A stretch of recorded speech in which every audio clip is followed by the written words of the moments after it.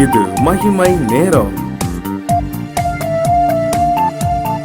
கர்த்தரும் இரட்சகருமாகிய இயேசு கிறிஸ்துவின் ஈடேற்ற நாமத்தினாலே மகிமை டிவி நேயர்களை நான் வாழ்த்துகிறேன். இந்த மகிமை நேரம் நிகழ்ச்சியிலே உங்களை சந்திப்பதிலே மகிழ்ச்சி அடைகிறேன். பிரியமானவர்களே, திருமண உறவு குறித்து வேதத்திலே போதிக்கிறது என்ன என்பதை குறித்து நாம் தியானித்து வருகிறோம். இந்த நாளிலும் இந்த திருமண உறவு என்பது ஒரு நிரந்தரமான உறவு என்பதை குறித்து நாம் தியானிக்க இருக்கிறோம். 2 கொரிந்தியர் 7ஆம் அதிகாரம் 10 மற்றும் 11ஆம் வசனங்களை வாசிக்கிறேன். விவாகம் பண்ணி கொண்டவர்களுக்கு நான் அல்ல, கர்த்தரே கட்டளையிடுகிறதாவது, மனைவியானவள் தன் புருஷனை விட்டு பிரிந்து போகக்கூடாது. பிரிந்து போனால் அவள் விவாகம் பண்ணாதிருக்க கடவுள், அல்லது புருஷனோடே ஒப்புரவாக கடவுள். புருஷனும் தன் மனைவியை தள்ளிவிடக்கூடாது. பிரியமானவர்களே, இன்றைக்கு இந்த விசுவாசிகளுக்கு, திருமணமானவர்களுக்கு இந்த சத்தியம் ஒரு தேவையான ஒரு சத்தியம் என்று நான் நினைக்கிறேன். பிரியமானவர்களே, அநேகர் இந்த நாட்களில் தள்ளி விடுதலை அல்லது விவாகரத்து செய்வதை அது உலக பிரகாரமான சட்டம், அது உலக பிரகாரமாக சரி என்பதாய் அவர்கள் நினைத்து கொண்டு இந்த உலக பிரகாரமான கருத்துக்களுக்கும் சமுதாயத்தினுடைய கருத்துக்களுக்கும் தன்னை ஒப்பு கொடுத்து அந்த தள்ளி விடுதலை அல்லது விவாகரத்தை அங்கீகரிப்பதை நாம் பார்க்க முடிகிறது. ஆனால் வேதத்தின்படி தெளிவாக எழுதப்பட்டிருக்கிறது, அந்த ஒருவனும் தன் மனைவியையோ அல்லது கணவனையோ தள்ளிவிடக்கூடாது என்பதாக எழுதப்பட்டிருக்கிறது. பழைய ஏற்பாட்டிலும் அந்த மல்கியா தீர்க்கதரிசியின் புஸ்தகத்திலே சொல்லப்பட்டிருக்கிறது, தள்ளி விடுதலை நான் வெறுக்கிறேன் என்று தேவன் சொல்லுகிறார். தள்ளி விடுதலை நான் வெறுக்கிறேன் என்று தேவன் சொல்லுகிறார். உன் இளவயதின் மனைவியை, உடன்படிக்கையின் மனைவி, உன் தோழியும் உன் உடன்படிக்கையின் மனைவியும் ஆகிய அவளுக்கு நீ துரோகம் பண்ணினாயே என்று சொல்லுகிறார். ஏன்னா கணவனுக்கும் மனைவிக்கும் தேவனே சாட்சியாக இருக்கிறார். அதனால தள்ளி விடுதலை கர்த்தர் வெறுக்கிறேன் என்று சொல்லுகிறார். இயேசு கிறிஸ்துவனுடைய நாட்களிலும் பரிசேயர் ஒருவன் கேட்கிறார், ஆண்டவரே, மனைவியை தள்ளி விடுவது நியாயமா என்று கேட்கிறான்.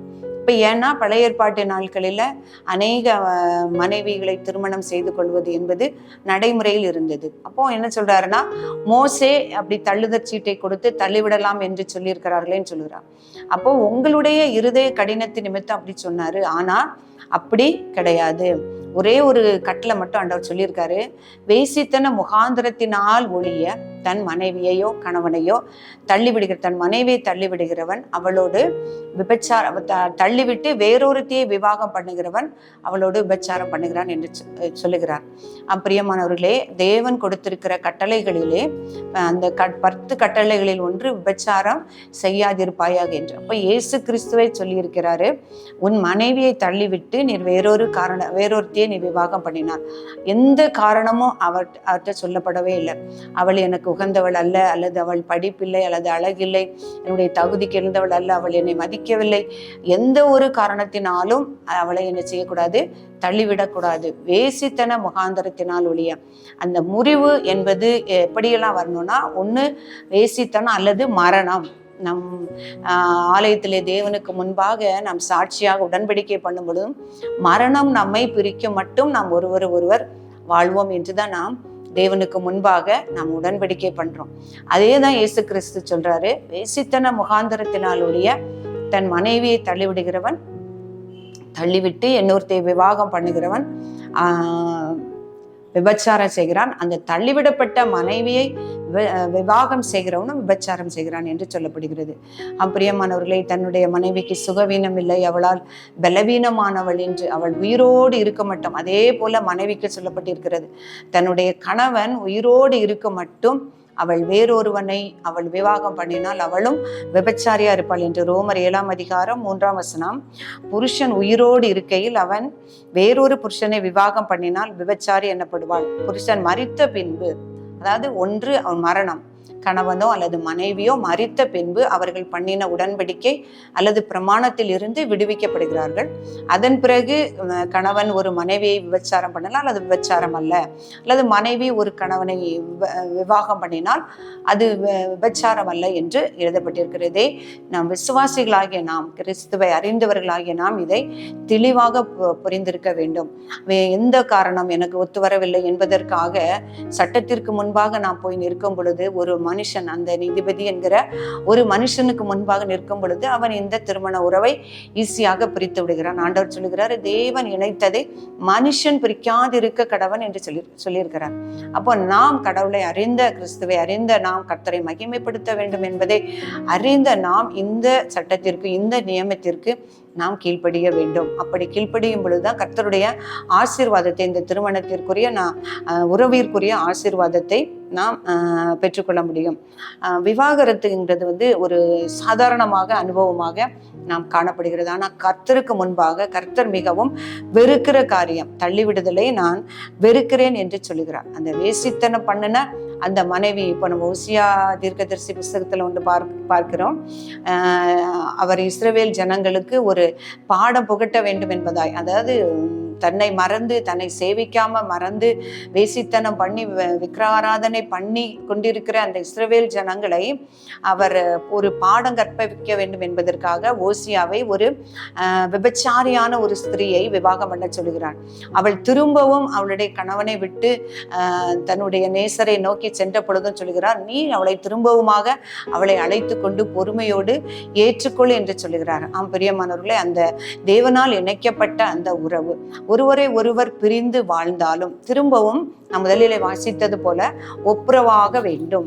அவர்களோடு கணவனோ மனைவியோ தன் புருஷனை விட்டு பிரிந்து போகக்கூடாது. பிரிந்து போனால் அவள் உடனே வேற ஒரு திருமணம் பண்ணக்கூடாது. அப்படி பண்ணினால் அவள் விபச்சாரம் பண்ணுகிறவளாய் இருப்பாள் என்று வேதத்திலே தெளிவாக எண்ணப்பட்டிருக்கிறது.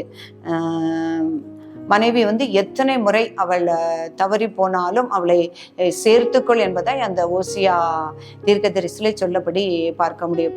பிரியமானவர்களே, உலகத்தில் சொன்னபடி அந்த சட்டங்கள், எத்தனை சட்டங்கள் வந்தாலும் கர்த்தருடைய ஆலோசனை, போதனை, வேதம் என்ன போதிக்கிறது, இந்த உறவை குறித்து என்ன போதிக்கிறது, கணவனோ மனைவியோ உயிரோடு இருக்கும் வரைக்கும் இணைந்து வாழ வேண்டும். அவர்கள் ஒருவரை ஒருவர் தள்ளிவிடக்கூடாது. வேசித்தன முகாந்திரத்தினால் ஒழிய வேற எந்த காரணத்தினாலும் தள்ளிவிட்டு வேறொரு விவாகம் பண்ணினால் அவன் விபச்சாரம் செய்கிறான். அப்படி அவள் மரித்த பின்பு, கணவனோ மனைவியோ மரித்த பின்பு அவள் அந்த பிரமாணத்திலிருந்து விடுதலையாக்கப்படுகிறார் என்று இந்த சத்தியத்தை நாம் உணர்ந்து கொண்டவர்களாய் கர்த்தருக்கு பயந்து நாம் நடக்கும் பொழுது தள்ளி விடுதலை விருத்து ஒருவருக்கொருவர் ஏற்றுக்கொண்டு வாழும்போது ஆசீர்வாதமான குடும்பமாக, ஆசீர்வாதமான சந்ததியை உருவாக்க கர்த்தர் நமக்கு உதவி செய்வார். ஜெபிப்போமா.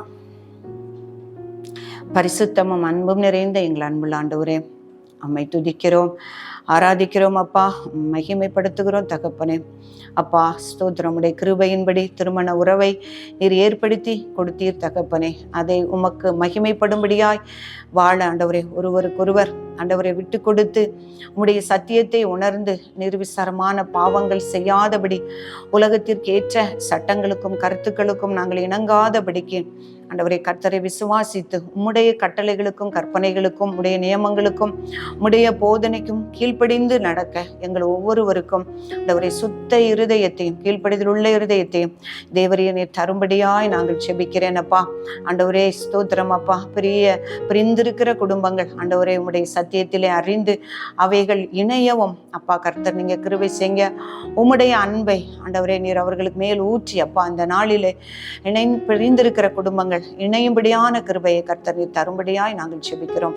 எங்களை தாழ்த்தி அர்ப்பணிக்கிறோம் அப்பா. இயேசு கிறிஸ்துவின் நாமத்திலே ஜெபிக்கிறோம் பிதாவே, ஆமென்.